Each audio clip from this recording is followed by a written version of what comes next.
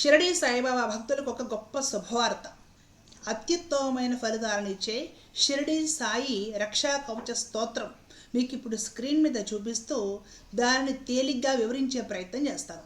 ఈ స్తోత్రం చదవడం వలన అత్యద్భుతమైన ఫలితాలు కలుగుతాయి అనేసి గూగుల్లోనే ఉంది. ఈ స్తోత్రాన్ని చదివి చాలా గొప్ప గొప్ప ఫలితాలను పొందిన ఆ అనుభవాలు విశేషాలు షిరిడి సాయిబాబా భక్తులే ఎంతోమంది సోషల్ మీడియాలో ఉంచడం జరిగింది. ఇంతటి సర్వోత్కృష్టమైన షిరిడి సాయి కవచము రక్షా స్తోత్రం రచించింది ఎవరో కాదండి, పెద్దలు పూజ్యులు సాక్షాత్ కుంభావ సరస్వతి మన సామవేదం షణ్ముఖ శర్మ గురువు గారు. వారు రచించిన ఈ స్తోత్రం మనకు యూట్యూబ్లో కూడా దొరుకుతుంది.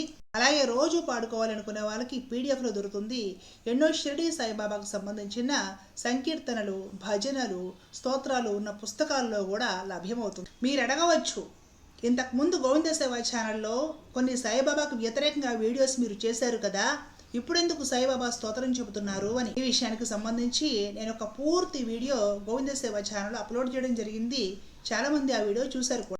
ఆర్ఎస్ఎస్ పెద్దలు మోహన్ భగవత్ గారి దగ్గర నుండి ఉత్తరాది రాష్ట్రాల్లో ఎంతో మంది స్వామీజీలు, పండితులు, పూజ్యులు, పెద్దలు, సన్యాసాశ్రమంలో ఉన్న వాళ్ళు, అలాగే మన తెలుగు రాష్ట్రాల్లో ఉన్న ఎంతమంది ప్రవచనకారులు ఉన్నారో ఆల్మోస్ట్ ప్రవచనకారులు అందరూ కూడా ఎలుగెత్తి సాయిబాబా దేవుడు పరబ్రహ్మ స్వరూపము అని చాటి చెప్పారు. వారికి కలిగిన అనుభవాల ద్వారా కొంతమంది సాయిబాబాని గుర్తించి గమనించి భక్తులైతే ఈ ప్రవచనకారులు, పెద్దలు, పూజలు చెప్పిన ఉపన్యాసాల ద్వారా, రాసిన లాంటి స్తోత్రాల ద్వారా భక్తులైన వాళ్ళు ఎంతోమంది ఉన్నారు. అంతమంది పెద్దలు సాయిబాబా దేవుడు అని ఎలుగెత్తి మైకుల ముందు చాటి చెప్పిన తర్వాత నేను కాదు అని వీడియోస్ చేస్తే నాకు మిగిలింది శాపనార్థాలు, తిట్లు. ఆ ప్రవచనకారుల కంటే, స్వామీజీల కంటే నీకు ఎక్కువ తెలుసా, నీ స్థాయి ఏమిటి, నీ అర్హత ఏమిటి అనే ప్రశ్నలు.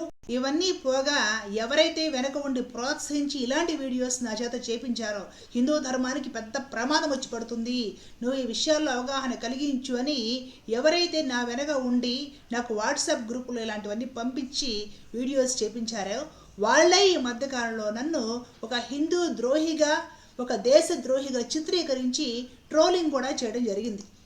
అప్పుడు నాకు బాగా అర్థమైంది, ఈ ధర్మ పరిరక్షణ, ఈ గొడవంతా కూడా వీళ్ళు పూట గడుపుకోవడానికి, వీళ్ళు పొట్టలు నింపుకోవడానికి, హిందూ ఐక్యత పేరుతో హిందువులలోని అంతర్భాగంగా ఉన్న అనాదిగా ఉన్న వైష్ణవ సాంప్రదాయాన్ని వైష్ణవ మతం అనే పేరుతో వేరు చేయడం. సాయిబాబాని తీసుకొచ్చింది వీళ్ళే. గుళ్ళు కడుతూ ఉంటే, గుళ్ళల్లో బ్రాహ్మణోత్తములు పూజలు చేస్తూ ఉంటే చూస్తూ ఉన్నారు. పైగా సాయి గాయత్రులు, అష్టోత్తరాలు మొత్తం కూడా రాసి బాగా అందించారు ప్రజలకు. ఇప్పుడు సాయి మతం పేరుతోటి హిందువులను విడదీస్తున్నారు. ఈ డ్రామాలు ఎందుకనేది ఆరంభంలో యూట్యూబ్లోకి, సోషల్ మీడియాలోకి వచ్చిన కొత్తలో నాకు అర్థం కాకపోగా ఇప్పుడు నా కళ్ళకు కట్టినట్లు పరిస్థితి అంతా అర్థమవుతుంది. ఈ సందిగ్ధ సందర్భంలో సాయి భక్తులకు మానసికంగా స్థైర్యం అవసరం, ఆత్మ బలం అవసరం. కాబట్టి పూజ్యులు, సాక్షాత్ ఋషితుల్యులు, ఋష్యశృంగ మహర్షి అంతటి వారు, ఈ కలియుగ కాలభైరవ స్వరూపమైన సాక్షాత్ శివస్వరూపమైన మన సామవేదం గురువు గారు రచించిన షిరిడి సాయి రక్షా కవచ స్తోత్రము సాయి భక్తులందరూ కూడా చక్కగా చదువుకోండి. మాది సాయి మతం కాదు, సాయి మతం అని పేరు ఎవడికో పెట్టడానికి ఏం హక్కు ఉంది? మేము కూడా హిందువులలో అంతర్భాగమే, మేము కూడా హిందువులమే అని సమాజానికి నిరూపించండి. ఈ షిరిడి సాయి రక్షా కవచం ఏదైతే సామవేదం గురువు గారు రచించారో సాయిబాబా రక్షణ మరియు ఆశీస్సుల కోసం పఠించే ఒక శక్తివంతమైన స్తోత్రం. ఈ స్తోత్రము కష్టాలు, భయాలు మరియు అనారోగ్యాల నుండి రక్షిస్తుందని నమ్ముతారు. ప్రధానంగా రక్ష రక్ష షిరిడి సుక్షేత్రవాస సాయిశ రక్ష రక్షమాం అని ప్రారంభమయ్యే ఈ కవచాన్ని ప్రతిరోజు ముఖ్యంగా గురువారాల్లో పఠించడం వలన సాయిబాబా కృప కలుగుతుందట. పఠన ప్రయోజనాలు: మానసిక ప్రశాంతత, భయము, ఆందోళనలను తొలగిస్తుంది. రక్షణ, ప్రతికూల శక్తుల నుండి, విపత్తుల నుండి రక్షణ కలిగిస్తుంది. ఆరోగ్యము, శ్రేయస్సు, ఆరోగ్య సమస్యలు, కుటుంబ సమస్యల పరిష్కారానికి మార్గం చూపిస్తుంది. ఈ స్తోత్రాన్ని ప్రతిరోజు ఉదయం లేదా సాయంత్రం దీపం వెలిగించి సాయిబాబా గారికి నమస్కారం చేసుకుని ఓం సాయీశ్వరాయ నమః అనేసి పఠించడము అత్యంత ఫలప్రదము. ఈ స్తోత్రాన్ని పరమ పూజ్యులు సామవేదం షణ్ముఖ శర్మ గారు రచించి మనకు అందించారు. కాబట్టి వారికి సాయి భక్తులు ఎంతైనా సరే కృతజ్ఞతలు చెప్పాల్సిన ఆవశ్యకత ఉంది. వారు కానీ లేకపోతే, వారిపైన సాయిబాబా కృప లేకపోతే ఇలాంటి అత్యద్భుతమైన స్తోత్రం రచించగలిగి ఉండేవారా? సరే, ఈ స్తోత్రం గురించి కొంచెం చూసి వివరించే ప్రయత్నం చేస్తాం. రక్ష రక్ష షిరిడి సుక్షేత్ర వాస సాయిస రక్ష రక్ష మాం రక్ష రక్ష రక్ష మాం.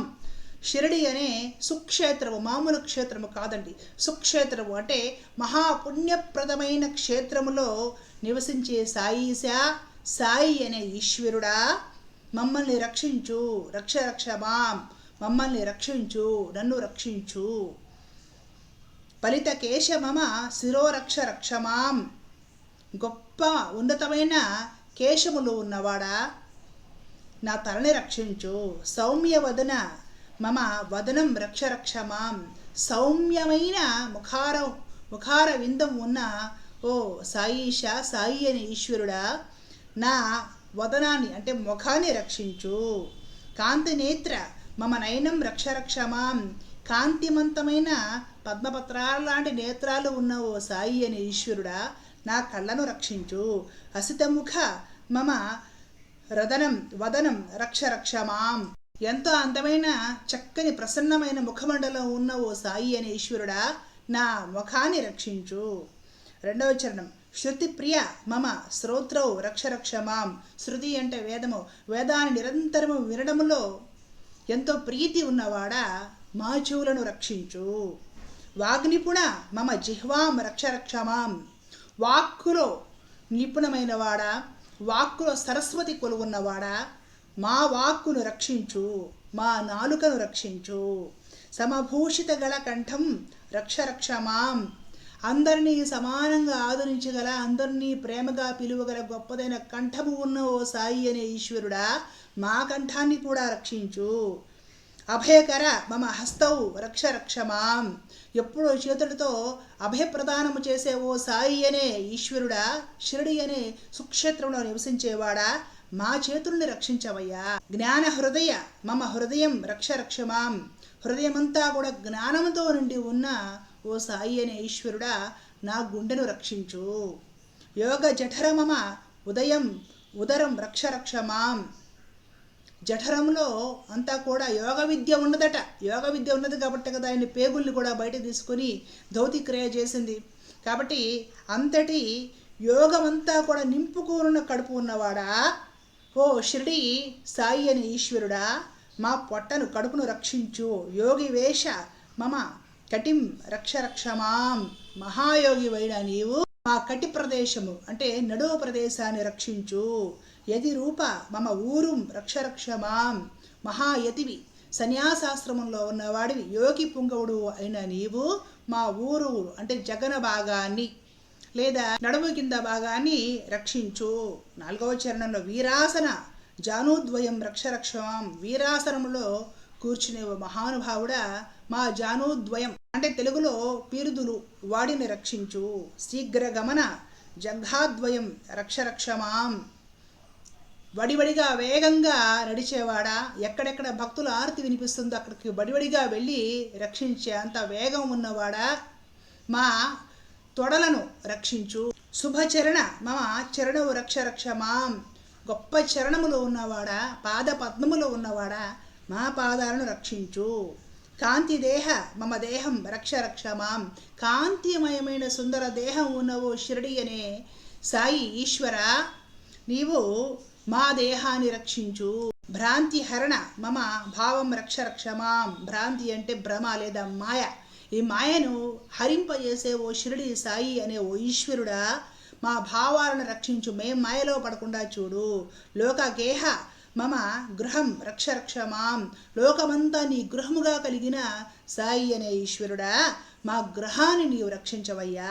సర్వద్రష్ట సర్వత్రా రక్ష రక్ష మాం. సర్వము చూడగలిగిన, ఎక్కడి నుండైనా ఎక్కడి వరకైనా చూడగలిగిన సర్వోత్కృష్టమైన నేత్రముల్లో ఉన్నవాడా, సర్వము చూడగలిగిన చూపుల్లో ఉన్నవాడా, సర్వాంతర్యామి అయినవాడా నీవు మమ్మల్ని అన్ని చోట్ల నుండి రక్షించు. సర్వదోష పరిహారక రక్ష రక్ష మాం. అన్ని దోషాలను కూడా పరిహారము చేయగలిగిన షిరిడి సాయి అనే ఓ ఈశ్వరుడా మమ్మల్ని కూడా అన్ని దోషాల నుండి పరిహారం చేసి రక్షించు. చరణం 6. సర్వరోగ నివారక రక్ష రక్ష మాం. అన్ని రోగాలను నివారింపజేసేవో వైద్యుడా నీవు మా రోగాలను కూడా మమ్మల్ని రక్షించి స్వస్థత చేకూర్చు. అమృతార్థ దివ్య హృదయ రక్ష రక్ష మాం. అమృతంతో నిండిన దివ్యమైన హృదయం ఉన్నవాడా, మమ్మల్ని కూడా రక్షించవయ్యా. కవచ సదృశ తవ కృపయా రక్ష రక్షమాం. నీవు మాకు కవచము లాంటి వాడివి. నీవు ఉండగా మమ్మల్ని ఏ దుష్టులు దరిచేరలేరు. ఏ రోగాలు, భవము అనే సంసారము అనే మాయ దరిచేరలేదు. అలాంటి గొప్ప కవచానివయ్యా నీవు. ఓ షిరిడీ సాయి అనే ఈశ్వర, నీవు మమ్మల్ని కవచముగా ఉండి రక్షించు. సాయినాథ గురునాథ రక్ష రక్షమాం. ఓ షిరిడీ సాయి అనే ఈశ్వర, లోకాలకు నాథుడవైన వాడా, గురునాథ గురువులందరిలోకి కూడా గొప్పవాడా, గురువులకి కూడా నాథుడవైన వాడా, మమ్మల్ని రక్షించవయ్యా రక్షించవయ్యా. ఇంత గొప్ప సర్వోత్కృష్టమైన వజ్ర కవచ స్తోత్రాన్ని మన పెద్దలు గురువు గారు సామవేదం షణ్ముఖ శర్మ గారు రచించారండి. సాధారణంగా వెంకటేశ్వర స్వామివారి వజ్ర కవచ స్తోత్రము, రామరక్షా స్తోత్రము, ఇట్లాంటివి రక్షా స్తోత్రాలు, కవచ స్తోత్రాలు అన్నీ కూడా మనకు పురాణాలలో ఋషి ప్రోక్తము, ఋషులు రచిస్తారు. కానీ ఏదో సాధారణమైన మానవ మాతృలు రచించేవి కాదు, ఏదో సినిమా వాళ్ళు రచించి ప్రచురించేవి, పబ్లిష్ చేసేవి కాదు. మరి ఈ సాయిబాబా వజ్ర కవచ రక్షా స్తోత్రాన్ని పూజ్య సామవేదం గురువు గారు రచించారంటే వారు సాధారణులు కాదండి. వారి కలికాలంలో ఋషి పుంగవులు, సాక్షాత్తు వారు ఋషి.